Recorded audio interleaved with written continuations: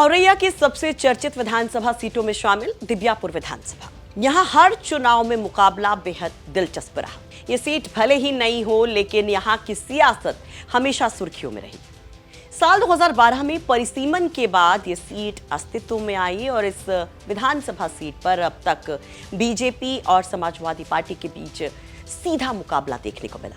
2012 में परिसीमन के बाद पहली बार चुनाव होता है तो सपा यहां पर इस सीट पर खाता खोलती है, लेकिन 17 में स्थितियां बदल जाती हैं, बीजेपी बाजी को पलट देती है। 22 में तो और ही दिलचस्प मुकाबला होता है, उसके बारे में आपको डिटेल से बताएंगे। लेकिन अब बड़ा सवाल यह है कि 2027 में क्या होगा। क्या समाजवादी पार्टी दिव्यापुर में अपनी बढ़त को बरकरार रख पाएगी या फिर बीजेपी यहां पर वापसी करेगी। समझेंगे दिव्यापुर विधानसभा के चुनावी समीकरण को और क्या कहते हैं स्थानीय पत्रकार। नमस्कार, आप देख रहे हैं यूपी किसका और आपके साथ मैं हूं सुषमा। अगर दिव्यापुर विधानसभा के राजनीतिक इतिहास पर नजर डालें तो ये सीट साल 2012 में परिसीमन के बाद अस्तित्व में आई, जैसा कि हमने आपको पहले बताया, और इसी साल यहां पर पहली बार विधानसभा चुनाव हुआ जिसमें समाजवादी पार्टी के प्रदीप यादव ने जीत दर्ज की। उस समय प्रदेश में भी समाजवादी पार्टी की सरकार बनी थी। इसके बाद 2017 में बीजेपी ने जोरदार वापसी करते हुए समाजवादी पार्टी के प्रदीप यादव को हराया और लाखन सिंह राजपूत विधायक चुने गए। 2022 का चुनाव बेहद रोमांचक रहा। समाजवादी पार्टी के प्रदीप यादव ने बीजेपी के लाखन सिंह राजपूत को महज 473 वोटों के बेहद कम अंतर से हराया और ये सीट दोबारा से कब्जा ली। यानी कि 500 वोटों से भी कम का जीत हार का यहां पर नतीजा रहा। अब 2027 के चुनाव को लेकर राजनीतिक दलों ने अपनी अपनी तैयारियां तेज कर दी हैं, अपने अपने दावे भी हैं। समाजवादी पार्टी को भरोसा है कि मौजूदा विधायक प्रदीप यादव की जनता के बीच जो सक्रियता है, स्थानीय मुद्दों पर उनकी जो आवाज है और सरकार विरोधी माहौल जो है, एक बार फिर से उन्हें जीत दिलवा सकता है। जबकि बीजेपी का दावा है कि विकास के काम हुए हैं, कानून व्यवस्था बेहतर हुई है, केंद्र और राज्य सरकार की योजनाओं के दम पर इस सीट पर बीजेपी दोबारा से जीत दर्ज करेगी। बीजेपी का कहना 2022 में कुछ राजनीतिक और सामाजिक समीकरणों की वजह से उन्हें हार मिली थी, लेकिन अब हालात बदल चुके हैं। दोनों ही दलों के दावे सुनिए। सरकार का बहुत विरोध है और हर जनता का, हर वर्ग का आदमी परेशान है। इससे ज्यादातर लोग इस सरकार को बदलने के मुख में बैठे हैं। हर व्यक्ति महंगाई हो, चाहे किसान परेशान हो, चाहे बेरोजगारी बढ़ रही हो, चाहे किसी भी मामले में ले लो, लेकिन कोई आदमी इससे सुखी नहीं बनती है। जनता तो ईमानदारी से आज बदलाव के लिए बैठी है। ईमानदारी से अगर वोट पड़ गया तो बहुत बुरी तरह भाजपा का सफाया होगा। 2022 का चुनाव जो लड़े उसमें इस प्रकार की परिस्थितियां और समीकरण पैदा हुए जिसमें बसपा कमजोर लड़ने के कारण बसपा का वोट पैसे और शराब में बिकने के कारण वो सपा में ट्रांसफर हो गया और उनको भ्रमित करने का काम किया गया कि भाजपा संविधान खत्म कर रही है, कहीं कुछ कर रही है। इसलिए मतदाता भ्रमित होकर समाजवादी पार्टी के उसमें पक्ष में चला गया और इसलिए भारतीय जनता पार्टी दिव्यापुर विधानसभा से हार गई।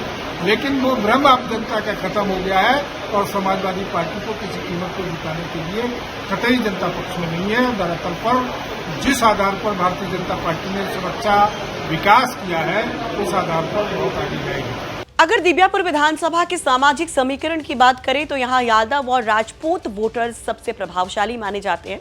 इसके अलावा ब्राह्मण, क्षत्रिय और मुस्लिम मतदाता भी चुनावी नतीजों को काफी चेंज करने में अहम भूमिका रखते हैं। अगर देखें यहाँ तो यादव वोटर्स करीब 45 से 50 हजार हैं, जबकि राजपूत वोटर्स लगभग 55 हजार हैं, ब्राह्मण वोटर्स लगभग 20 हजार हैं, क्षत्रिय वोटर्स लगभग 15 हजार, मुस्लिम वोटर्स लगभग 8 हजार हैं। चलिए, ये तो रहे जातीय समीकरण, लेकिन स्थानीय राजनीति के जानकार क्या कहते हैं वो जानते हैं। उनका मानना है कि दिव्यापुर में सिर्फ जातीय समीकरण ही नहीं बल्कि उम्मीदवार की छवि कैसी है, स्थानीय विकास के मुद्दे कैसे हैं, ये भी बहुत मैटर करते हैं चुनाव में।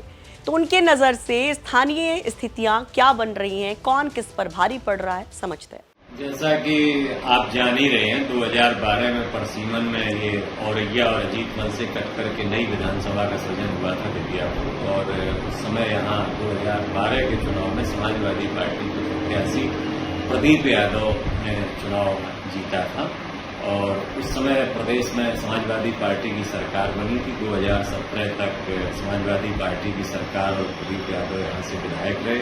2017 के चुनाव में भारतीय जनता पार्टी के लाखन सिंह राजपूत ने प्रदीप यादव को शिकस्त दी थी और उसके बाद 5 साल तक 2022 तक लाखन सिंह राजपूत जी ने इस क्षेत्र का प्रतिनिधित्व किया। भारतीय जनता पार्टी की सरकार थी। सरकार के रहते हुए विधायक लाखन सिंह राजपूत ने उस समय यहाँ कई विकास योजनाएं प्रभावी तरीके से जमीन पर उतारी, जिनमें मेडिकल कॉलेज, दिव्यापुर में रोडवेज बस स्टैंड और आपके अछंदा के द्वारी क्षेत्र में राजकीय कृषि विज्ञान केंद्र करीब 1000 एकड़ जमीन को अवैध कब्जे से मुक्त करा करके ये बड़ी उपलब्धियां उस 2017 से 2022 के कार्यकाल की थी।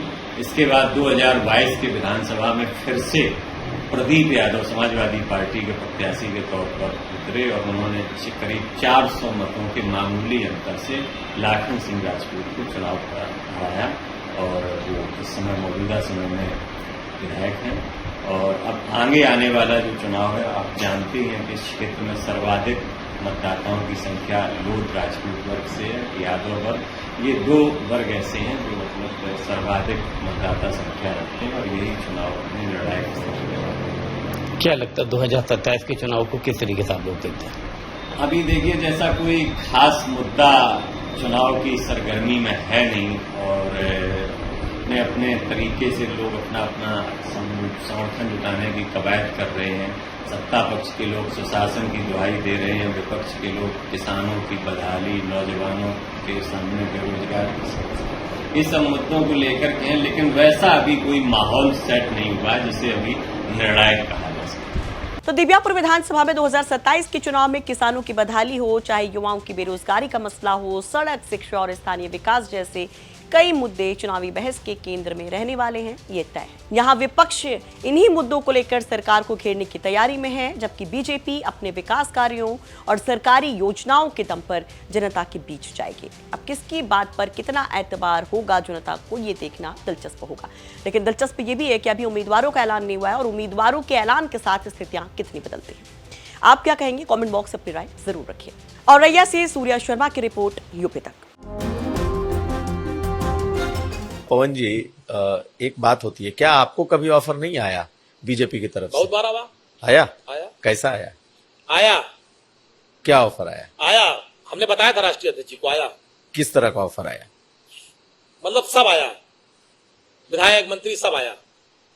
जानते हैं, ये भी घटना बता दें आपको, हम मेरे पिताजी, जैसे मैंने राजनीति शुरुआत की तो मेरे पिताजी कभी नहीं चाहते थे, लेकिन जब मैंने राजनीति में मैं प्रवेश कर गया, लखनऊ डिस्ट्रिक्ट उपाध्यक्ष हो गया, तो ये भी बहुत महत्वपूर्ण घटना है।